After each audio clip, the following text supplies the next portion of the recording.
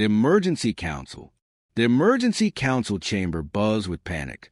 I watched from my position near the back wall as the greatest military minds in the Galactic Coalition argued over a problem that had no solution. My name is Commander Vextor, and in my 200 years of service, I had never seen our leadership so desperately afraid. Admiral Krathos slammed 3 of his 6 arms against the holographic table. We have tried everything. Every weapon, every shield configuration, every tactical formation. The Void Swarm adapts to all of it within minutes. They're consuming entire star systems. The Void Swarm. Even thinking the name made my scales itch with unease.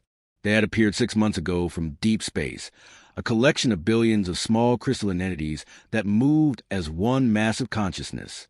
They absorbed energy, consumed matter, and learned from every attack we threw at them. Plasma weapons? They developed absorption fields. Kinetic missiles? They created deflection matrices. Nuclear devices? They somehow converted the radiation into fuel for reproduction. We were losing. Badly. 17 colonies evacuated, reported General Thix, her voice trembling through her translator. 43 billion refugees.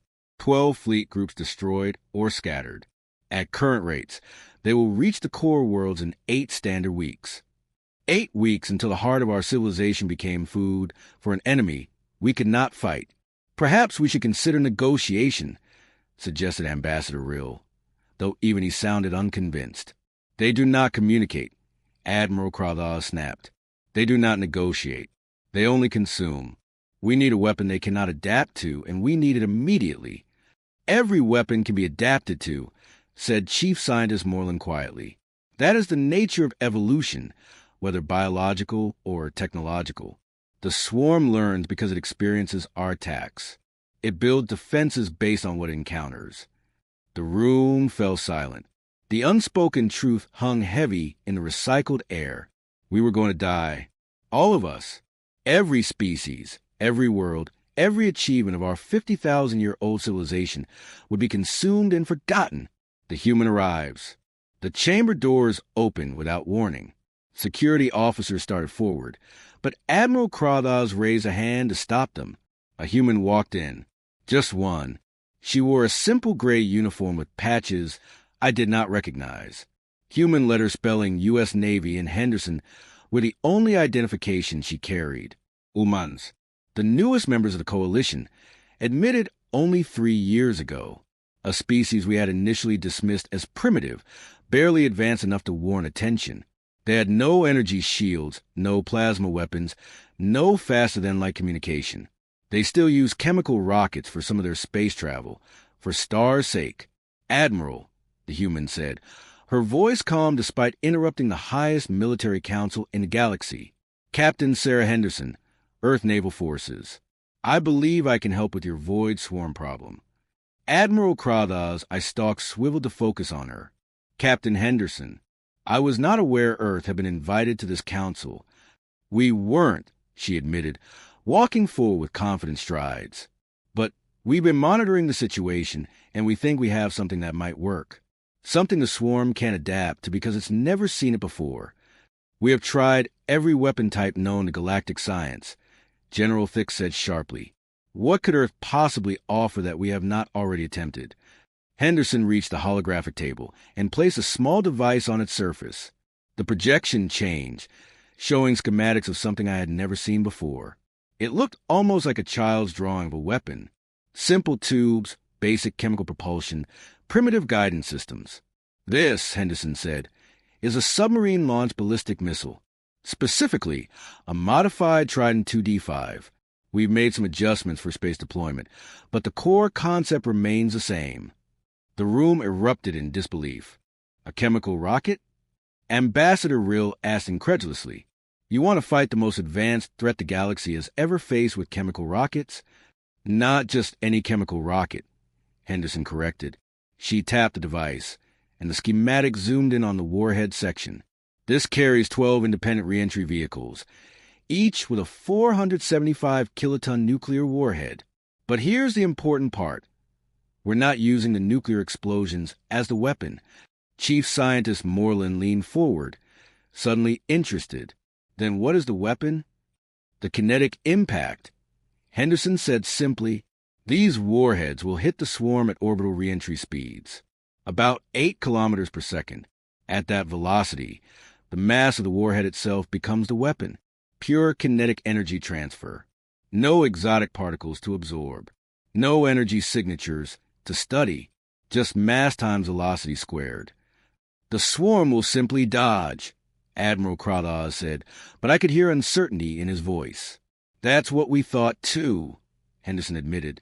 But we've been studying your engagement data. The swarm's crystalline structure makes it incredibly efficient at energy absorption and adaptation. However, that same structure has a specific resonance frequency. When subjected to rapid kinetic impacts at certain velocities, the crystals don't absorb the energy, they shatter. She pulled up another display, this one showing simulation data. We tested it on samples recovered from the Helix 7 battle. Multiple successive impacts at high velocity cause catastrophic structural failure. The crystals literally break apart at the molecular level. They can't adapt because there's nothing to adapt to. It's just physics. The desperate gamble. For a long moment, nobody spoke. Then Chief Scientist Moreland began running calculations on his personal console, his claws moving rapidly across the interface. The mathematics are sound, he said finally, disbelief evident in his voice. Theoretically, this could work, but you would need thousands of these missiles. Tens of thousands. The swarm covers areas measured in cubic light seconds.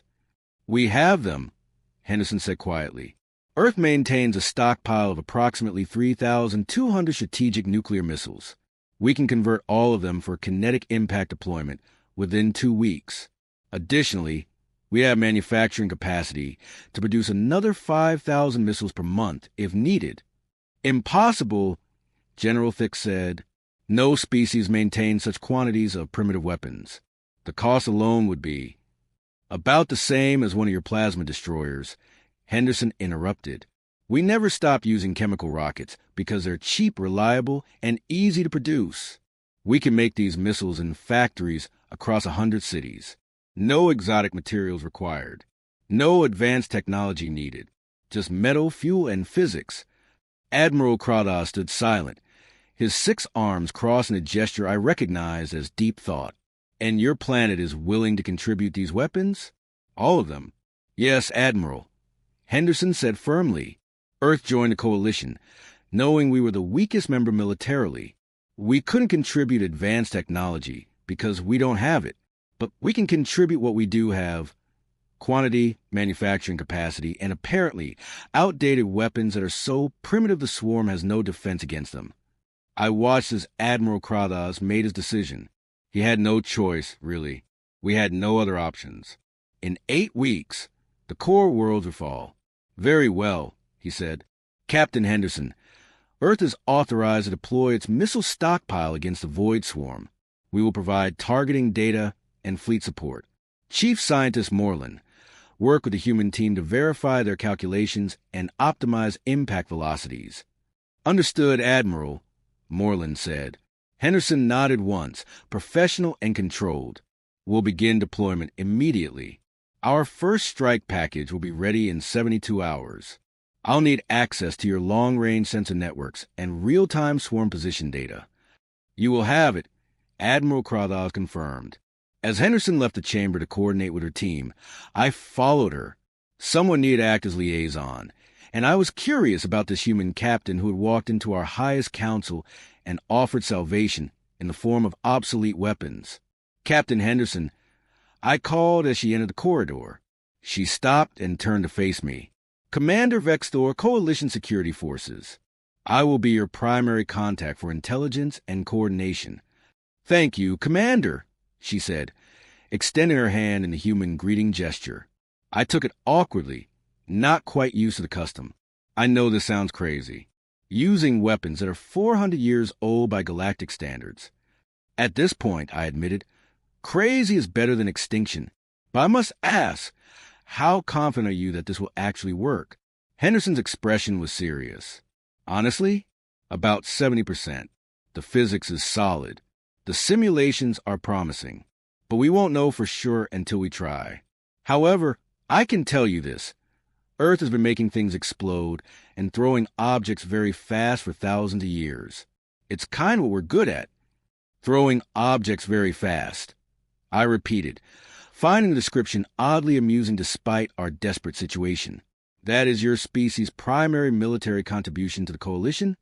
Commander, Henderson said with a slight smile, before we developed energy weapons and faster-than-light travel, humanity fought and survived using nothing but thrown objects that exploded. We got very, very good at it. The galaxy moved on to advanced technology. We just kept practicing the basics. Turns out that might be exactly what you need right now.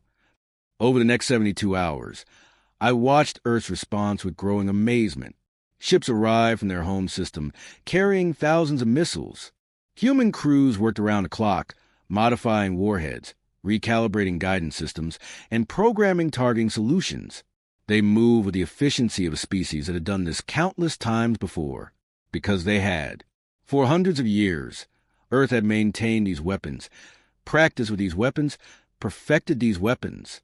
While the rest of the galaxy had moved on to exotic technologies, humans had kept their primitive arsenal sharp and ready. We're ready for first strike, Henderson reported, standing beside me in the Fleet Command Center. Before us, holographic displays showed the void swarm advancing toward the Kepler system, consuming everything in its path. Behind our defensive line, 500 modified missiles waited on human launch platforms. All ships report ready, I confirmed, my voice steady despite my racing hearts. Daviting solution looked. Swarm advance will reach optimal interception point in 3 minutes. Admiral Kradha's image appeared on the main display. Captain Henderson, Commander Vexthor. This is humanity's first major military contribution to coalition defense. The entire galaxy is watching. No pressure. Henderson actually laughed. Admiral, my grandfather used to say that the best time to find out if your parachute works is not after you jump. But here we are, mid-jump, hoping Earth's old parachutes still work. A colorful metaphor, Admiral Kradha said dryly. You may fire when ready. Henderson took a deep breath. All launch platforms. This is Henderson. Initiate Operation Stone Rain. Fire all missiles, full spread pattern. Part 2. The Stone Rain, 1,500 words. The first strike. The missiles launched in sequence, each one a plume of chemical fire against the black of space. To coalition forces watching, they looked impossibly primitive. Simple cylinders belching flame, following ballistic trajectories that any basic computer could calculate. No energy shields, no stealth capabilities, no fancy maneuvering systems. Just metal tubes filled with explosives, flying very, very fast. Impact in 90 seconds, the tactical officer announced. I watched the holographic display as 500 missiles streaked toward the void swarm. The swarm itself appeared as a massive cloud of crystalline entities, each one connected to collective consciousness. They had already begun to shift, responding to the new threat. Their previous encounters had taught them to disperse against missile attacks, spreading out to minimize damage. They're adapting to a missile strike. General Thix observed from her command ship. Dispersal pattern Delta 7. Standard response to kinetic threats. Good, Henderson said quietly. That's exactly what we want them to do. What? I turned to stare at her.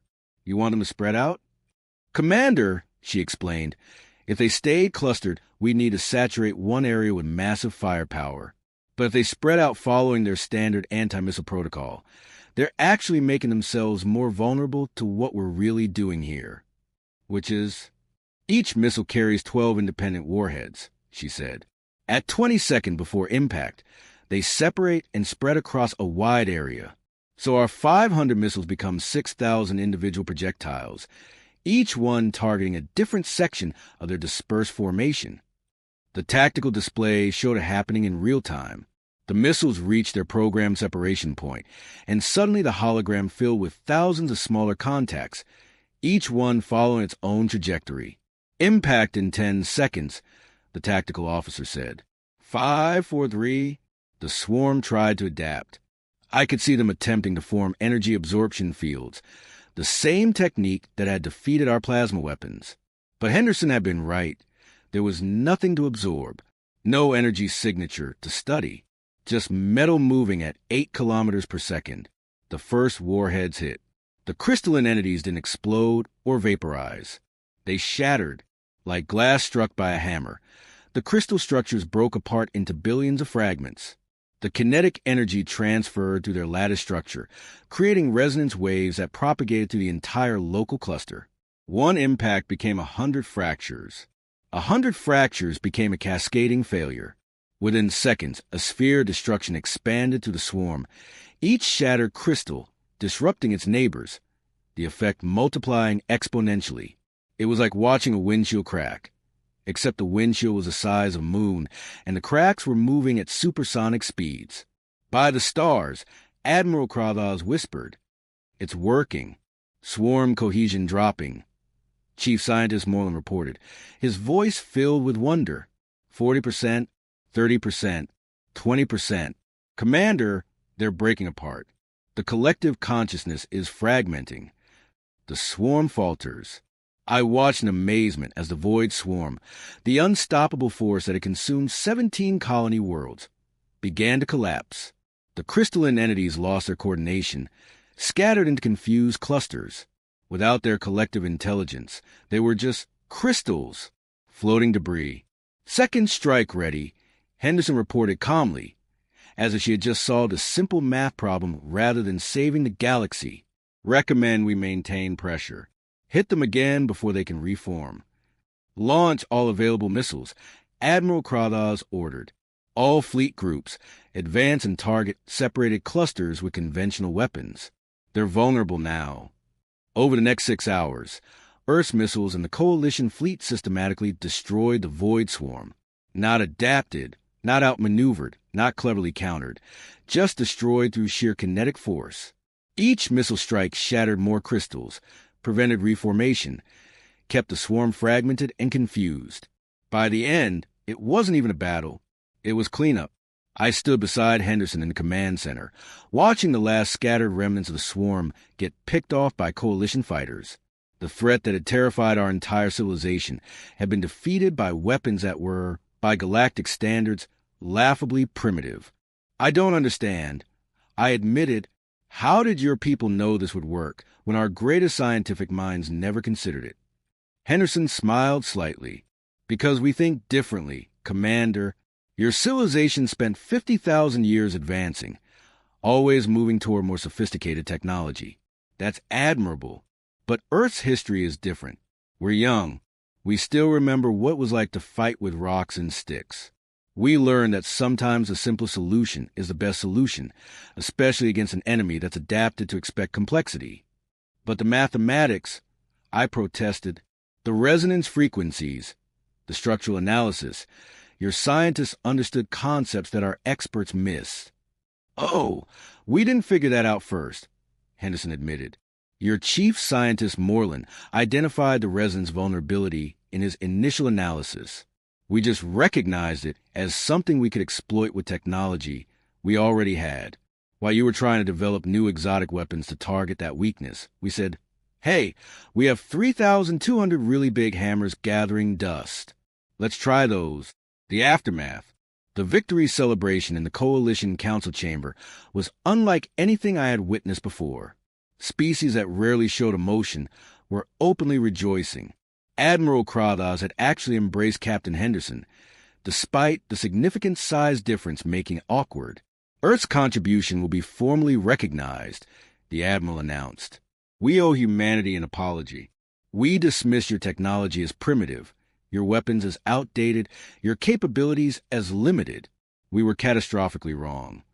With respect, Admiral, Henderson replied, you weren't completely wrong. Our technology is primitive compared to yours. But that's not necessarily a weakness. Sometimes primitive is reliable. Sometimes simple is effective. Sometimes the oldest trick in the book works because everyone's forgotten it exists. General Thix approached us, her expression thoughtful. Captain Henderson, I must ask, does Earth maintain other primitive weapons that might prove useful? Oh, absolutely, Henderson said. We have electromagnetic rail guns that throw metal slugs using magnetic acceleration. We have submarines that can hide in oceans and launch missiles without being detected. We have chemical explosives that can be manufactured from common materials. We have directed energy weapons that use simple lasers instead of exotic particles. We even have people trained in hand-to-hand combat, because sometimes you need to fight without any technology at all. Remarkable, General Thix murmured, a species that never abandoned its primitive roots. We prefer to think of it as maintaining our fundamentals, Henderson corrected gently. Earth learned a long time ago that flashy and advanced doesn't always mean better. Sometimes better is just what works, consistently, reliably every time. I escorted Henderson back to her ship later that evening.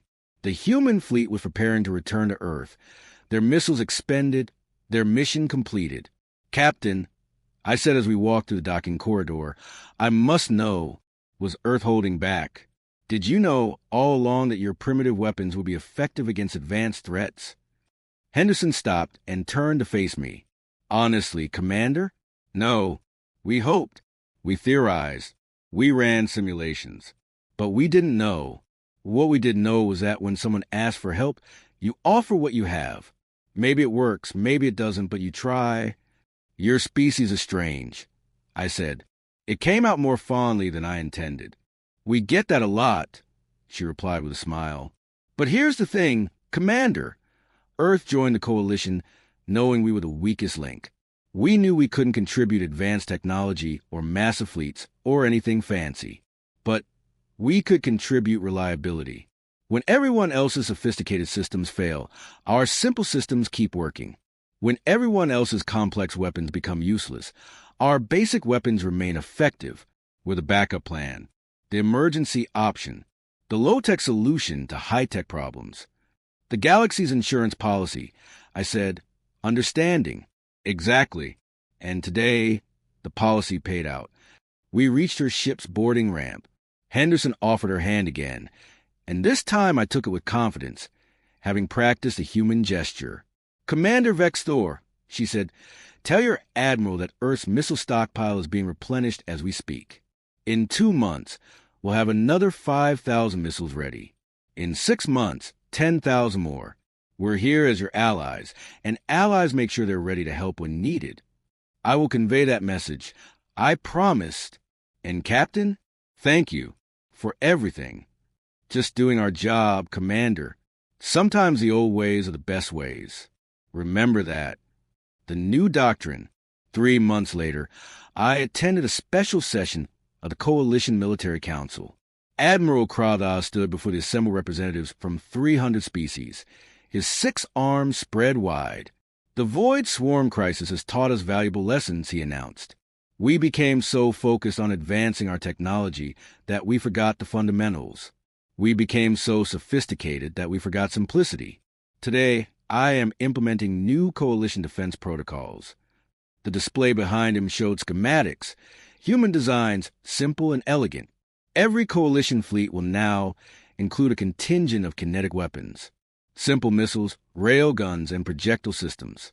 These weapons will be manufactured using Earth's designs and deployed across all defensive installations. Additionally, Earth's military advisors will train coalition forces in low-technology warfare tactics. General Thix added, we are also establishing a new military doctrine, technological redundancy. For every advanced system, we will maintain a simple backup. For every exotic weapon, a primitive alternative. We will never again be vulnerable because we forgot the basics. I looked at the human representative in the chamber, not Henderson, but another officer named Martinez. He was trying very hard not to smile. Earth welcomes this initiative. Martinez said diplomatically, we are honored to share our expertise in throwing things very fast and making them explode.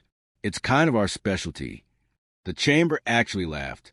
The joke broke the tension, but the underlying message was clear. The galaxy had learned that advanced doesn't always mean better.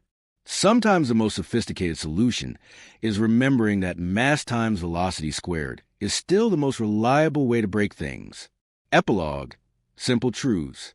I visited Earth 6 months after the Void Swarm's defeat. Captain Henderson had invited me to observe their military training facilities. What I saw amazed me. Human soldiers practiced with simple rifles that fired chemical propellant. Engineers studied basic physics and mechanical systems. Scientists worked on improving efficiency rather than developing exotic technologies. It was a civilization that had embraced simplicity without abandoning advancement. We have a saying on Earth, Henderson told me as we watched a missile test launch. Don't fix what isn't broken. Our ancestors figured out how to throw things hard enough to kill mammoths. We just scaled up. Why mess with success? Your species is unique in the galaxy, I said. Every other civilization abandoned primitive weapons as soon as they developed alternatives. Only humans kept both. Because we learned a different lesson from our history, she explained. We learned that the side with the most reliable weapons wins, not necessarily the most advanced. We learned that quantity has a quality all its own. We learned that sometimes you need a sophisticated solution, and sometimes you just need a really big hammer. And Earth brought the hammer when the galaxy needed it most. We brought what we had. Henderson said simply, that's what friends do. As I watched another missile arc into the sky, a primitive chemical rocket that had saved our civilization, I understood something fundamental about humanity. They weren't afraid to seem backward or outdated. They weren't embarrassed about their simple technology. They knew their strengths and used them without hesitation. The galaxy had 50,000 years of advancement. Earth had something more valuable. They remembered where they came from and never forgot what worked. Sometimes, that's exactly what you need. Sometimes, the oldest solution is the best solution. Sometimes, throwing rocks very, very fast is the most advanced tactic in the universe. And sometimes, the species everyone underestimated turns out to be exactly the ally you need.